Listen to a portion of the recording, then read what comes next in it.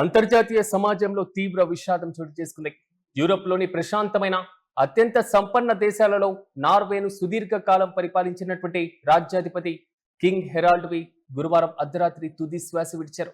గత కొంతకాలంగా అనారోగ్యంతో బాధపడుతున్నటువంటి ఆయన రాజధాని ఓస్లోలోని హాస్పిటల్లో చికిత్స పొందుతూ కన్నుమూశారు.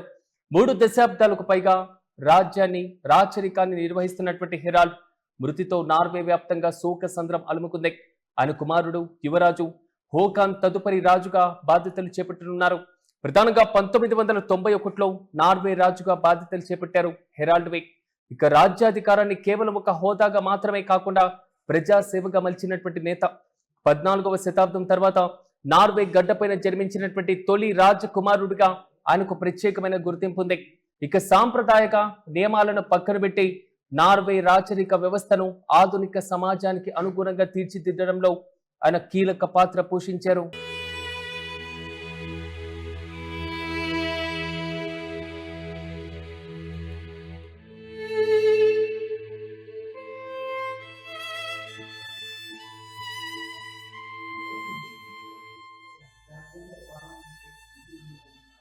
అయితే రాజు హెరాల్డ్వి పాలనా విధానం మాత్రమే కాదు, ఆయన వ్యక్తిగత జీవితం కూడా ఎంతో ప్రేరణాత్మకం.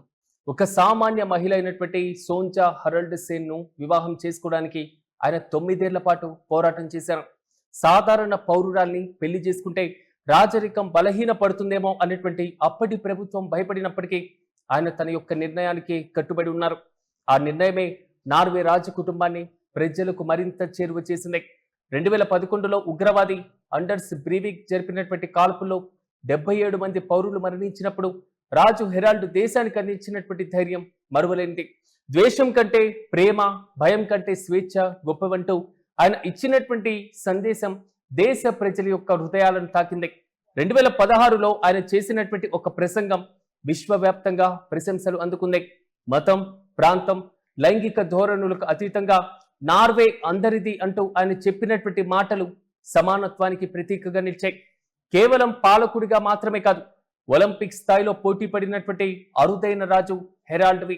ఆయన పడవల పోటీ క్రీడల్లో నార్వే తరపున 1964, 1968, 72లో 3 సార్లు ఒలింపిక్స్ లో పాల్గొని తన క్రీడల పట్ల ఉన్నటువంటి అభిమానాన్ని చాటుకున్నారు. అలాగే పర్యావరణ పరిరక్షణ, ఆర్కిటిక్ ప్రాంత పరిరక్షణ పైన ఆయన ప్రత్యేకమైనటువంటి దృష్టిని సారించారు. కానీ ఇటీవలి కాలంలో వయోభారం ఎక్కువగా పెరగడం, ఆరోగ్య సమస్యలు చుట్టుముట్టడం ఆయన పదవి నుంచి తప్పుకోవడానికి నిరాకరించిన నేను పార్లమెంట్లో చేసినటువంటి ప్రమాణం నా జీవితాంతం వర్తిస్తుందంటూ ఆయన స్పష్టం చేస్తూ చివరి శ్వాస వరకు దేశానికి సేవ చేస్తూనే ఉన్నారు. అయితే రాజు హెరాల్డ్ మరణం ఒక అద్భుతమైనటువంటి అధ్యాయంగా ముగిసింది.